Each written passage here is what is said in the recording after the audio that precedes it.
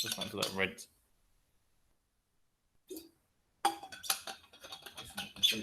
Right, no, it's working. It's working brilliant.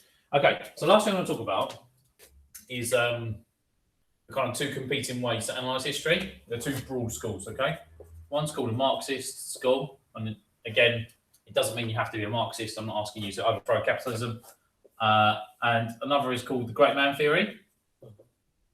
So basically, early historians just used to look at the role of significant individuals and say, this is why history happens. Like, this is why these phenomena in history happen, like a revolution.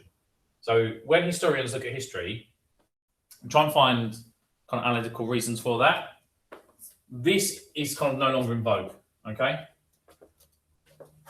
Now, a Marxist view of history takes in a wider degree of factors into why history happens. So, like, if we think about kind of social conditions in France, and you think of the fact that, you know, these Frenchmen spent 60 to 80% of his income on bread, that's a very vulnerable situation for any leader. Now, throughout, what I can say as a caveat, as an anti-argument to that, is that throughout history, there have been many famines that haven't always led to revolutions. Okay, you might have seen leaders replaced within that system, but you haven't always seen a complete upending of a system. Okay, but the social conditions of salary and how much was spent on bread, that is a massive contributory factor to the French Revolution. Political.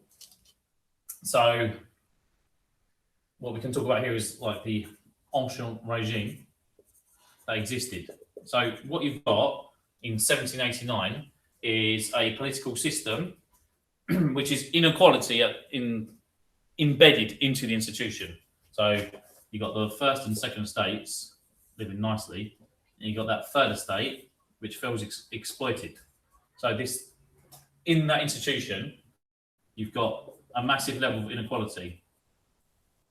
I think what you've also got to remember is that that third estate is huge, and it's formed of three different classes, as I said. You've got the bourgeois, you've got the proletariat, and you've got the peasants, okay? And the bourgeois are kind of the leading elements of this revolution. So this is kind of like what I'd say is a more nuanced approach. That bourgeois are very literate, and they're reading. They're like the most literate class in France. Yeah, exactly. They're rich as well, okay? So they're able. That's why they're able to read, okay? Now they're probably the smallest class within the third estate, but they're massively influential in this revolution. And it's the bourgeois turning against the ancien regime which upends it, in my opinion. But they couldn't have a revolution without the anger of these two classes. Okay, all right. So it all works together in the end. You've got economic causes. So this is where war and economics comes together. And also you could have political causes and significant individuals together, because the ancien regime is under the leadership of King Louis XVI. You see what I mean? So it's like, whilst I'm trying to separate these causes, they're symbiotic and interrelated. So economic causes, you could see them, you could relate that to the social conditions as well. But obviously France is in a massive amount of debt, and that's caused by the wars, the 7 Years' War, which they lost, and the American War of Revolution, which they win, but again, they're in a huge amount of debt. Okay? 1.3 billion livres they're in debt just because of the American War of Revolution. Now, for me, a technological advancement that was made was using, and it goes outside the stretch of this question, but really, you've got the printing press, okay, which leads to the Enlightenment, and you've got a greater degree of people being literate. So remember, 50% of people are literate. And you've got the early Industrial Revolution.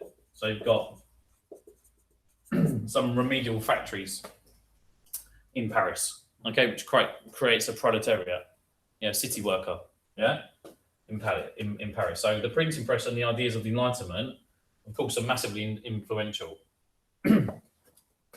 Significant individuals. Obviously, you've got King Louis XVI, Mary Antoinette, who are just deeply, deeply unpopular. Another cause of the French Revolution. Then you've got like revolutionaries like Robespierre, Danton, and Marat. He's an Enlightenment thinker and a revolutionary. Yeah. Okay. So the main Enlightenment thinkers, of course, Montesquieu.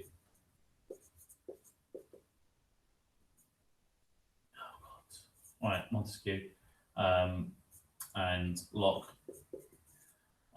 You've got a critic, which is Edmund Burke, who's a fierce critic at the time. And then you've got Marat that kind of sits there. So what you've really got to do is divide this essay up, or try to, into its different parts. But you can admit that these things are symbiotic. You can say, well, actually, political, and you can make these links here and say, actually, whilst this is a factor in its own right, it is completely related to this. Yeah, so there, these symbiotic factors cause the French Revolution. That's a really good way to write an essay. Right, I think I've blared on quite enough. Right, so I'll stop that there. Right, stop recording.